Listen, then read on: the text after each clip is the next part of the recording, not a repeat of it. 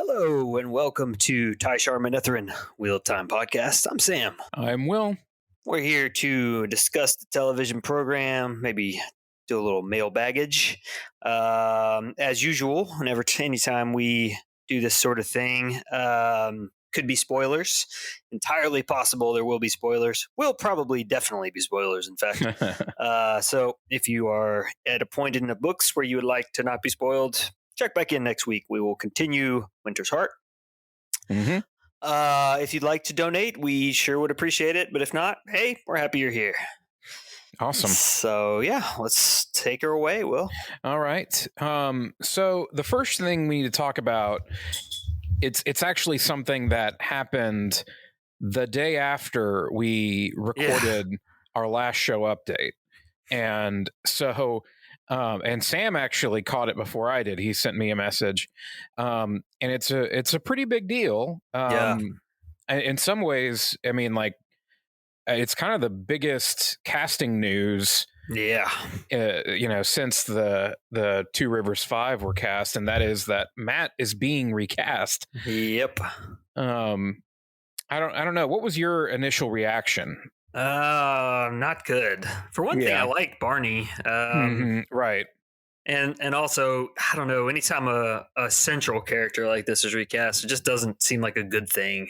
Right. I mean, I know it's happened in successful shows, plenty. I mean, Batman. Right. But it is kind of like, I would like to know more about why that happened or Right. that sort of thing. But it doesn't have to be anything, cataclysmic, but it certainly isn't a good sign.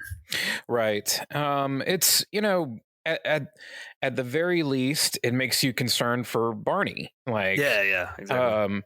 Is his health okay, or is his family's health okay? Is there, what circumstances led to this? Yeah, I hadn't even considered that. I just like jumped to the conclusion that he quit or that it wasn't like a good fit or something. But you're entirely right. It could be, mitigating circumstances somehow. Right. And I mean, it's, although as you're saying, it's equally as likely, because we don't know anything, that it could be Barney just quit, or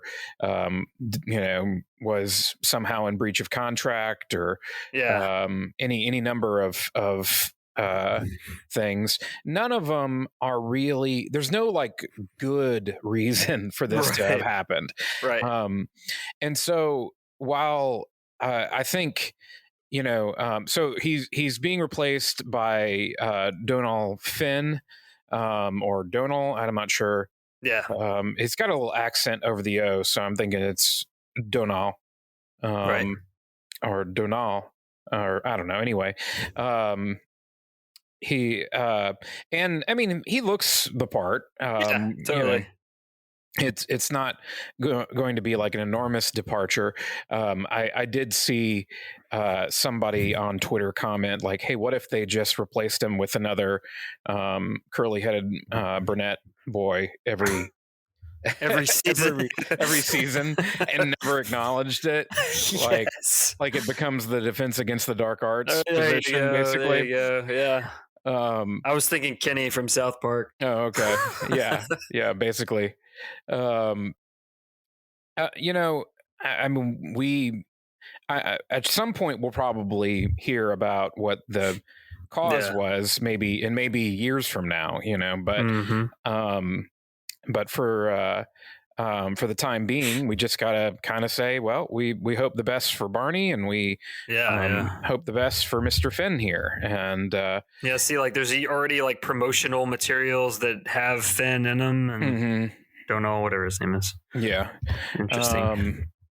But he won the Sir Alec Guinness Award, which is given to one actor or actress in their final year of study at an accredited drama school in 2018. So, in theory, he has, a good pedigree there. He's also been on Cursed, which is not a vote in his favor, in my opinion. But he has been on The Witcher, which I could take it or leave it. And so, I think no one wants Donald to fail. That's not it. Nope. But we had all kind of gotten attached to the cast, Yeah. like I Sure. think, and had been kind of rooting for them to do a good job. And so I think some of you guys probably saw I made a post that kind of likened this to, it's as if somebody said, we're going to give you a gift next year and it's going to be perfect. And then you see them again later and you're like, hey, what about that gift? And you're like, oh, that's still coming, but I replaced part of it with something else. Right. We don't know what that how great that first Right. part was. Like, Yeah, I exactly. mean, and I guess the like ridiculous thing is we will still see Barney, right? I mean, Right. in this first season, so Yeah. it's like So odd. yeah, it is odd, but anyway, as they say, we hope the best um, for both of these guys as well as for the entire cast, and um, you know, um, we're hoping this isn't as bad a sign as it could be. Yep, That exactly. it may just have been something really practical and logistics and Yeah, it'd be nice though if that's the case, if they would just say say that. it. Yeah. Yeah. Yeah. The fact that there has been no comment saying, like, Mhm. oh, hey, Barney had a contract conflict with, that came up Mhm. because the scheduling was different because of all the business with COVID reschedules, and he was already set up to do. I don't know. I mean, I guess it's possible that he may have an NDA Yeah, too. that's what I was thinking. But I mean, from the show's perspective, I feel like it would behoove them, if it is possible, Right. to give some sort of explanation, even just family reasons. You don't have to be specific, but Right. I don't know, just so we're Yeah. not sitting here speculating as I'm gonna do. Yeah. But anyway, so that it's crazy because this past month has been just lousy with news. Yeah, right. It's been hard to keep up with, and in fact, I haven't done a great job of keeping up with it on our social media like I normally do, because surprise, surprise, I ended up having a life this month, I hear you. um, so I wasn't able to repost it all to our social media.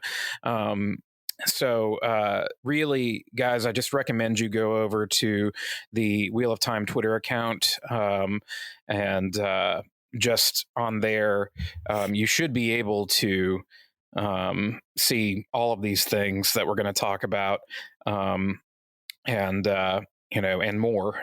Probably some things we won't have time for, because Yeah, they have been tweeting on the daily lately. At least if it's not just a photo of building that hype leading up to the show right, and so premiere.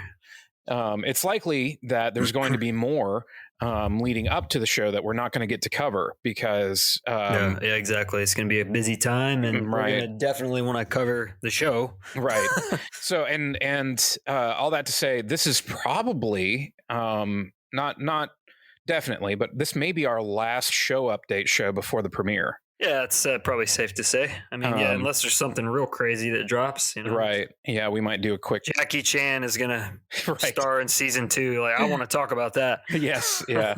Yeah, we might do a quickie like we've done in the past few times when something interesting happens, um but anyway, so let's continue on here. We got the biggest news since the trailer is the scene that they played at New York Comic Con Yeah. of Moraine's entrance at the Wine Spring. Yeah. So what was your reaction? What were some of your takeaways? I made the mistake of going on Reddit briefly and saw Oh yeah, reactions, and it's interesting to see. I mean, there's definitely disagreement. right. And one thing people bring up is that everyone looks too clean, and I Yeah. think the problem is reacting to trailers. Yeah. And especially reacting to trailers if you don't have the context to understand why things are the way they are. I mean, we know that this is Emmons Field. Right. It's kind of like the Shire is the idea Right. at Yeah. first. And so there's a reason for that. But, if somebody this is their first impression of the show, could easily jump to the wrong conclusions. Although I think there is probably merit to the idea. Another thing people said is that that the effects just it's not as good as Game of Thrones effects. And the one thing I saw that really made sense to me, the idea that the fact that CG is needed for so much, it's going to be needed for so much of the show. I mean, it just Right. is. And it's going to be expensive. It's like, well, there's going to be almost a limit to how much you can do, how detailed Right. you can get, etc. Whereas Game of Thrones is like, all right, we have to throw all our money at this one friggin' dragon, Right. and like Oh that's yeah. there's your CG right there. Yeah. That's a big kind of difference between this show Right. and that one. Yeah. That was a good point. And it's funny you mentioned that. I had that thought, but never quite articulated it. That it just from the jump, Wheel of Time has more fantasy elements in it. High fantasy, right? As opposed to the grounded grittiness of Game of Thrones and other Right. shows. And I mean, even like The Witcher has some Yeah. some more monsters and stuff, but even The Witcher still doesn't have that much magic, really, Right. compared to especially compared to Wheel of Time. I mean, there really just Right. isn't another show quite, other than something like Shadow and Bone, that Right. is featuring magic as such a central plot element. And Right. so I can see how that could end up being a turnoff for some folks because of kind of the level of CG you're probably going to get compared to if it was just like one scene in the whole season, say, Yeah. that had magic in it. And the fact that it's going to be part of the show is just going to like maybe change the dynamic in terms of the quality of the CG. Now, having said that, what we've seen so far, I'm jumping around here, but the Logain stuff, Oh, I yeah. thought was pretty cool. Yeah. So I think that I don't know. There could be Yeah. people who have maybe expectations that are too high in some ways. That could be let down, or just go Sure. into it with the wrong attitude. But that'll be interesting to see kind Yeah. of the ranges of reactions when it comes to the Yeah. effects and just the general kind of like the quality feel of the show. Sure. Well, we'll talk a little bit more about the Logain teaser in a second, but I realize I didn't react at all to the rain, but please. no, you mentioned the thing because I'd seen that same complaint. Everybody looks too clean, which Yeah. is I understand where they're coming from. At the same time, I also am like, I mean, guys, do you really want to see a bunch of like mud covered people? Right. Everybody smelling like BO and right. It's kind of like throwing a chamber pot out the window. one of the ongoing complaints about the show Lost was how clean everybody was despite being abandoned. That's funny. I never thought about that. An island. Oh yeah. It's valid. I don't know why that never occurred to me as being a problem. Maybe it was because of the polar bear and the smoke monster. Yeah. Let's just leave reality aside for this television show. Well, and that same argument could be made. It's like you're saying in a show where people can channel power and right. throw things around with whatever. There's not enough mud on his face. Yeah, and I'm like, I mean, come on, we can suspend the disbelief for a little bit about those kinds of details. Now, it's probably worth driving home the point that, listen, this is not supposed to be set in the Middle Ages. Right. That's like a very key point that is not obvious maybe to someone looking in. Yes, that's a great point. Daniel Green, every chance he gets, will say, guys, this is a post-apocalyptic, yes, kind of world, and the apocalypse was caused by magic. Right. and exactly. And so you kind of lose that a little bit because you see all these pastoral settings and everything, and you think, oh, this is just like Game of Thrones or Lord of the Rings. Yeah. and of course it borrows heavily from Lord of the Rings, but it's its own thing, Uh-huh. and really even the equivalent era that it would be in would be a little more close to like industrial, Exactly. like Hmm. The cusp of the Industrial right, Revolution. yeah, Yep. almost Renaissance era. Uh-huh. And so you're not quite in the midst of that muddy farmer phase. Hmm. But I also understand, people who really loved Game of Thrones and loved how real it felt. Yeah, I mean, people That's were, just probably not the show you're looking for. Like, yeah, oh, exactly. wait till the new Game of Thrones show comes out. It's Right. coming. You're gonna get your fix. Yeah. Like, Although it's funny, I've heard so many people say that, like, that trailer dropped, and I yeah, mean, like, no one was talking about it. you're right. Like, it felt a lot like, like, More of the same. yeah, I don't know. I definitely watched with my wife, and we're both excited because we both love Game of Yeah, Thrones. It's like, right, but for me, it is just two separate, completely different things. It's right. not. They're not. You shouldn't try to compare them. They're their own things. Oh, yeah, for sure. We will compare them. Everyone will Oh, yeah, compare them. But everyone will I'm just compare saying, I them. don't think it's a good idea. Yeah, you just shouldn't. Right. Um, let me tell you one takeaway from the scene with Moraine Please. that occurred to me. When Daniel Henney did a little interview or Q&A really on his, I think, Instagram a while ago now, he ruffled some feathers by pronouncing lan more like lawn. Oh yeah, and we were all like, move on. This is Right. obviously not what they're not going to do that. Yeah.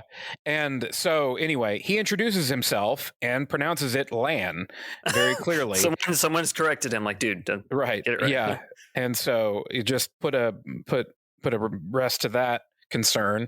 Um and yeah, so it's there's some ways in which this scene feels very cliche fantasy. Oh yeah, um yeah. and I can totally see somebody who doesn't know Wheel of Time but Just is, rolling their eyes and like, yeah, just right, another inn, and this right, lady, everyone looks like they've got a sword and or they have a wine cup and sitting at tables. Yeah, yeah. yeah, and yeah, mysterious traveler walks in, they takes his hood off and Hmm. everything. But I mean, it's of course also um you know and kind of intended to be that way, I think, to kind of draw you in as okay, if I am a fan of fantasy, I'm going to give this a shot. Yeah, and I mean, I like, once the show is out, judge away. But Right, it's just a bad idea to judge right, like a snippet in a, like, not even a exactly. trailer. It's just not Yeah, even like, what are we doing here, you're guys? talking about a less than 2 minute scene, Hmm. and Trying to derive judgments about the entire show based on your impressions from this one scene. right. So another thing, we get another shot of Moraine's ring. This, her big honking chonky boy ring. And Right. this is not a huge, like, far-reaching change from the books, but for Moraine's introduction, this is a sizable change, because they don't know that she's an Aes Sedai until she channels in the books, and Right, right. That is a difference. Yep. so but she walks in and brandishes that ring right away, and I think it's Egwene's mom that immediately identifies her and says, "Yes, Moraine Sedai." Yeah, even And knows her name. right, and so it's kind of it's a different vibe,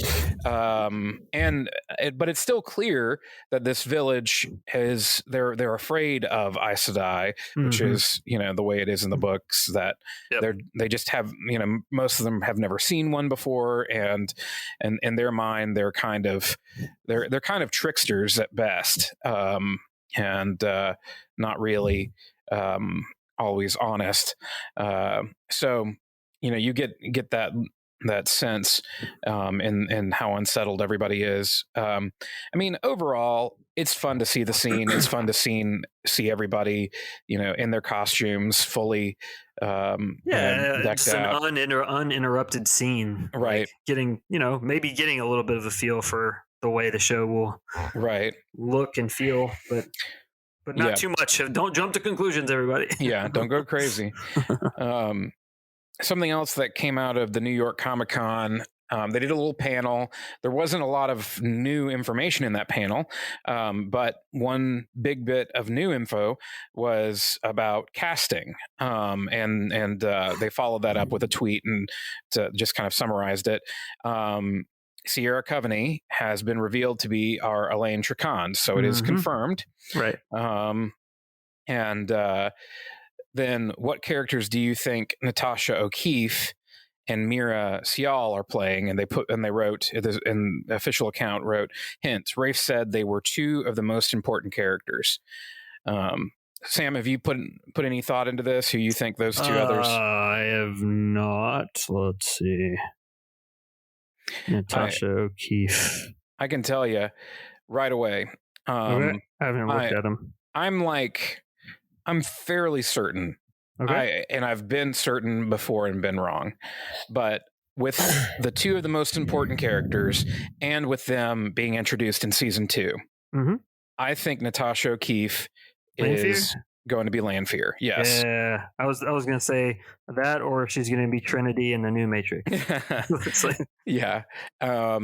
And then Mira Sial. Let me look at her. I feel like has got to be Varen, because that's like we're gonna have Varen eventually. Okay, yeah, I could see that. Certainly. So that's my prediction. If they're two of the most important characters, you're talking two characters that are going to be in the entire rest of the series. Yeah. That's my guess based off of them being introduced in this second season. So we'll see. It's always interesting to me that they're willing to say, like, hey, here's this new cast member, but don't immediately say who they're playing. Gives us something to speculate about, I suppose. Yeah, it's kind of fun for us, I guess, but I don't know. I guess they know what they're doing. They're just they're messing with us a bit. Yeah.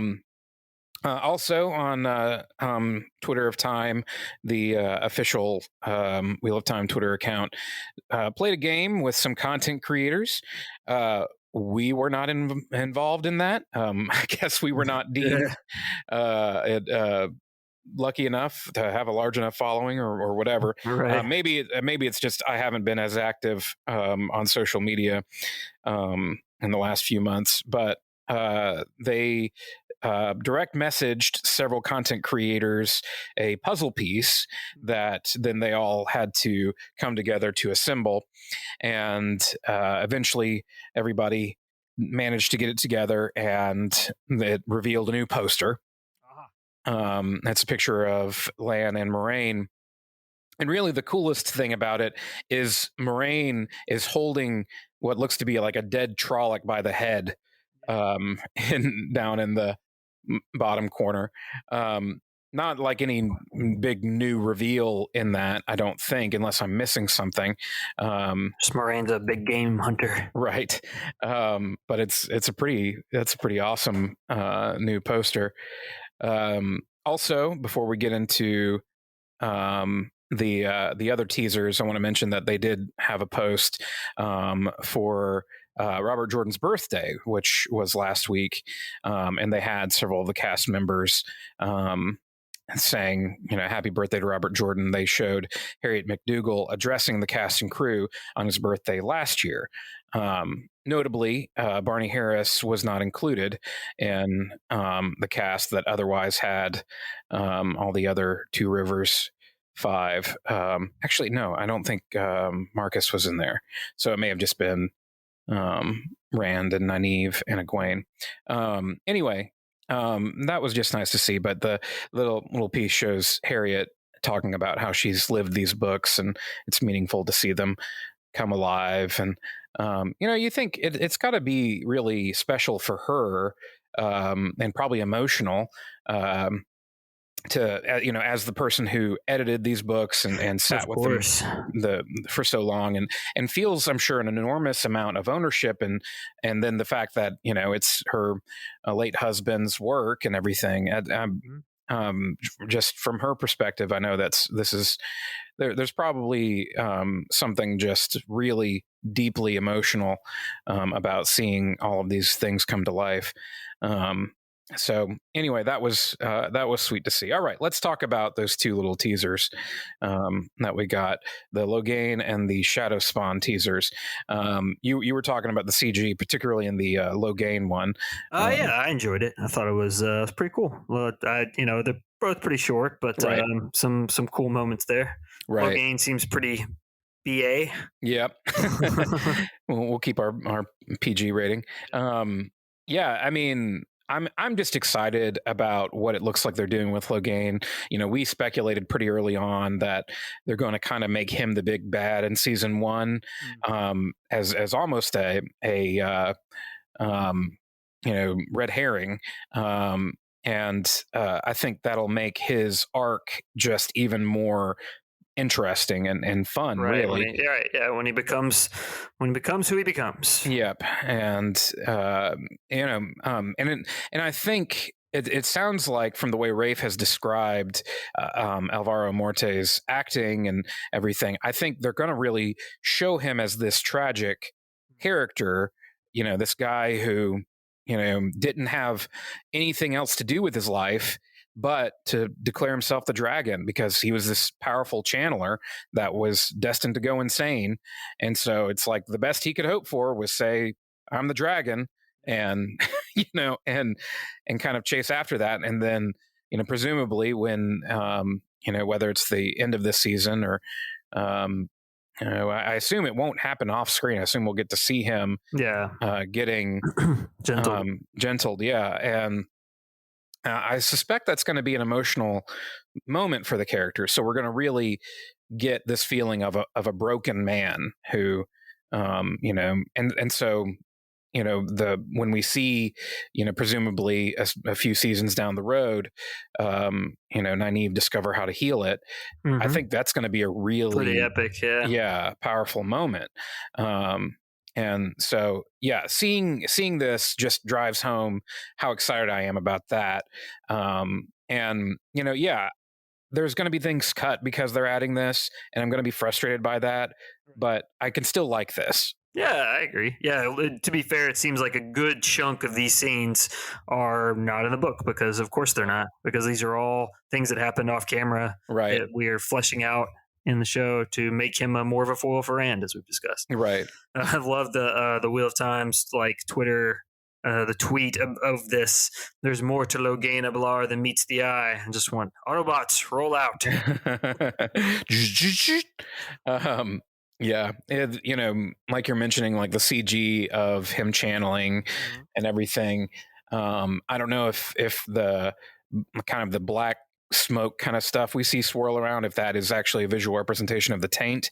It's kind of an interesting idea. Yeah. Okay. So, but he really does. I'm excited when I see that, and so that one was fun. The Shadow Spawn one is exciting. Yeah, that's cool. And it's you very this is like the most of the Shadow Spawn we've gotten to see so far, and it very much feels in keeping with something like Lord of the Rings for me, like like the orcs and Uruk-hai, kind of the same kind of but same kind of feel evokes that for me a little bit. More of the Murdral, it's pretty cool, and of course seeing some Trollocs. Yep, for real. Yeah, I mean, it's just fun to see it all, and really, for me, this is very much what I pictured. Yeah. We talked about the Murdral not having any kind of indentation where their eyes are, but that's not a big deal. But for the most part, it's like I kind of like that. Yeah. Yeah. Oh man, they look super creepy. And I mean, the look of the eyeless is fear thing like really does ring true. And finally, just today, a behind the scenes video got dropped that shows us several new snippets, including our first official look at the White Cloaks. Now we've seen the White Cloaks in leaked stuff, so this isn't huge. We do get to see the guy who's playing Eamon Valda in this very brief clip. But more importantly, we finally get to see Tom. Yeah. And it's funny because it's kind of like, it's just, here's a picture of Tom. And you're like, wait. And it's like so much so that the first time I watched it through, I didn't even notice it until I saw someone else screenshot it. And I was like, oh my gosh. It is. And anyway, that was a lot of fun to finally get to see Alex Willem, whatever. And people had done artist renderings of what he might look like as Tom. I'm sure people will complain he doesn't have like a big bushy mustache exactly. Right, but right. I mean, other than that, I mean, his general look to me feels very right for the character. Totally. Now, and Rafe had already told us that he wasn't quite getting the patchwork cloak. Mm-hmm. He kind of said something like, well, it'll show up in a way you don't expect, which, he loves to say. Yeah. My guess is that like it's going to be like inside the coat or something, whatever. I just want him to have like a Velcro wallet that's patchwork.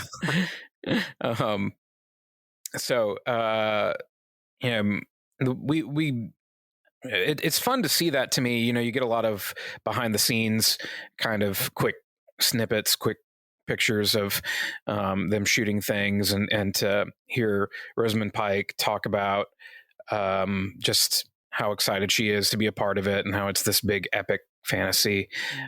That's just fun. And I will say one quick thing I noticed is like one of the first shots is of one of the way gates, but this is different than the one we've seen before because it's surrounded by snow. The other one was surrounded by green grass. Oh, good catch. And so my thinking is that this is the one they come out of in Shinar, presumably. So it's just an interesting thought. Maybe this is the shot like right before they pop out, like, a slow push in and then, they come through. So anyway, that was all fun. In spite of all this stuff that they've released, we still don't have a picture of Loyal. Huh. Interesting. And I'm very curious to see what he looks like. Yeah, I'm with you. That's going to be an interesting thing. I know you mentioned mailbag, and unless I'm just completely forgetting, I don't think we had anything too big. Okay. We did have, Kara always messages us about different things, and she had said just how she appreciated our discussion on the relationship between Elaine and Avienda.